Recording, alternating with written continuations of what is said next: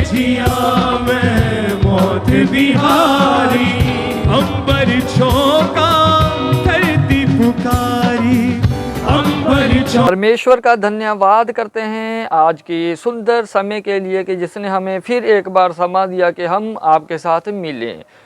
तो व्यूवर्स, इसी तरह अगर आप हमारे चैनल पर नए हैं तो हमारे चैनल को सब्सक्राइब करें और बेल आइकन के बटन को दबाना ना भूलना। हर बार की तरह मैं आपके लिए लेकर आया हूँ एक वचन का क्लिप जो आप अपने मोबाइल स्क्रीन पर देख रहे हैं। उम्मीद है कि ये वचन आपको बदलने वाला है और शैतान को ख़त्म करने वाला है आपके जीवन से। तो व्यूवर्स, इसी तरह आप हमारे साथ जुड़े रहिए और हम आपके लिए लेकर आते रहें बढ़िया से बढ़िया ज़बरदस्त वचन। तो देरी ना करते हुए मैं आपको लेकर चलता हूँ वचन की ओर। Let's go. कि थोड़े दिन बाद वो नाइन नामक एक नगर को गया। अपनी स्क्रीन पे आप उसे पढ़ सकते हैं।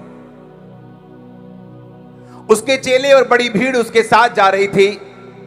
जब वह नगर के फाटकों के पास पहुंचा तो देखो, लोग एक मुर्दे को बाहर लिए जा रहे थे जो अपनी मां का इकलौता पुत्र था।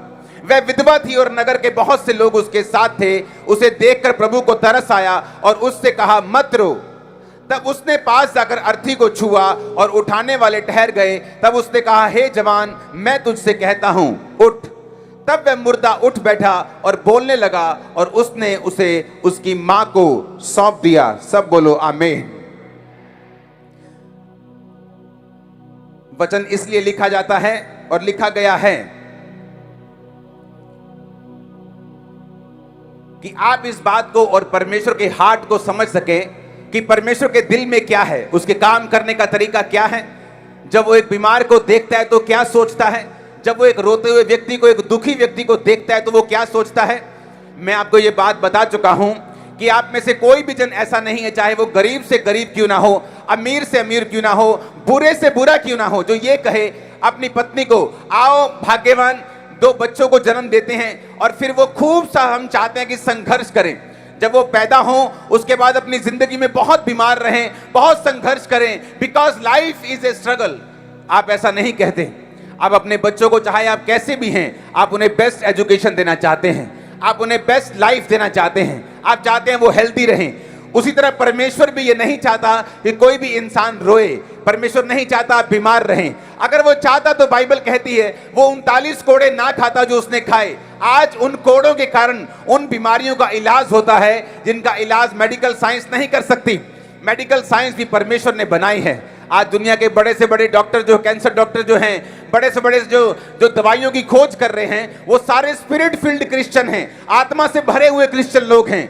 मेडिसिन भी परमेश्वर ने बनाई है, डॉक्टर्स भी परमेश्वर ने बनाए हैं, लेकिन कुछ बीमारियां ऐसी होंगी जिनका इलाज कोई नहीं कर पाएगा, ताकि आप लोग समझ सकें कि जहां कोई कुछ नहीं कर सकता वहां परमेश्वर कर सकते हैं। जहां कोई इंसान की ताकत काम नहीं कर सकती वहां सिर्फ परमेश्वर ही काम आता है, ताकि हम परमेश्वर की ओर मुड़े रहें, हम परमेश्वर की ओर देखते रहें और हमें अपनी जिंदगी में परमेश्वर की जरूरत महसूस हो।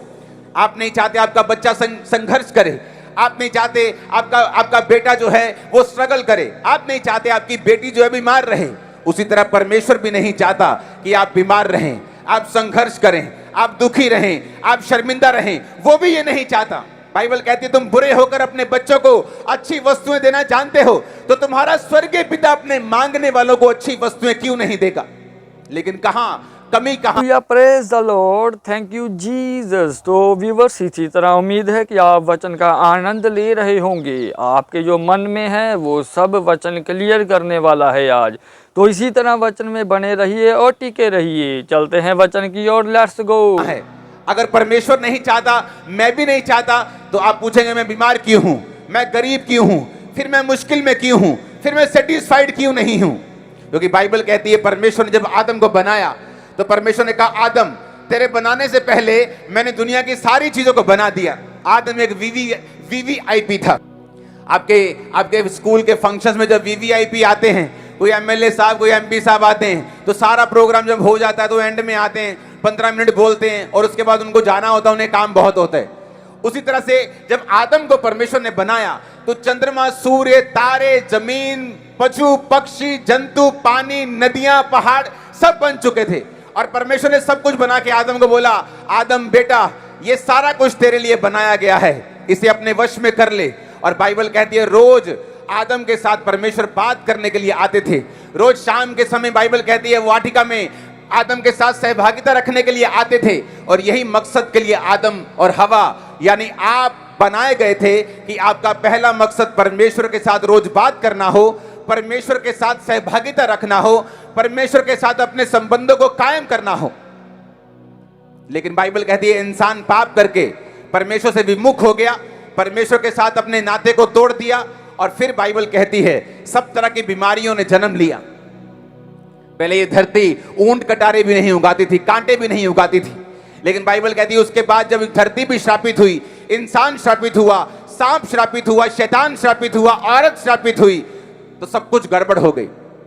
और इसलिए बाइबल कहती है प्रभु यीशु मसीह उसी कनेक्शन को जो आदम और हवा का प्रभु से टूट गया था, उस कनेक्शन को फिर से स्थापित करने के लिए कि आप लोग परमेश्वर की ओर फिर से मुड़कर वैसा ही जीवन जी सकें जैसा परमेश्वर ने आदम के लिए बनाया था, वैसे ही जीवन आपकी फैमिली जी सके जैसा सचमुच आपके लिए परफेक्ट लाइफ परमेश्वर ने बनाई थी। इसलिए बाइबल कहती है जो कोई परमेश्वर यीशु मसीह पर यकीन करेगा वो अनंत जीवन को पाएगा, उद्धार को पाएगा और मुक्ति को पाएगा।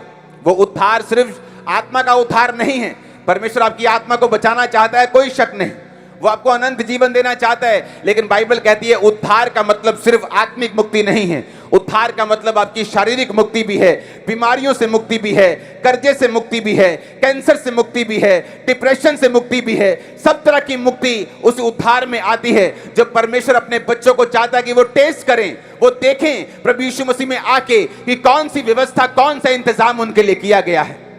ऊंची आवाज में हालेलुया बोलो जरा। और बाइबल कहती है परमेश्वर का धन्यवाद करते हैं आज के इस खूबसूरत दिन के लिए और समय के लिए कि जो हमने वचन को सुना। तो उम्मीद है व्यूवर्स ये वाला वचन आपको पसंद आया होगा और इसी तरह आप हमारे साथ बने रहें और जुड़े रहें। अगर आप हमारे चैनल पर नए हैं तो हमारे चैनल को सब्सक्राइब करना ना भूलना और बेल आइकन के बटन को दबाना ना भूलना। वीडियो में मैं तब तक अपने आप को और आपको परमेश्वर की ग्रेस में छोड़ते हैं। सबको जय मसीह।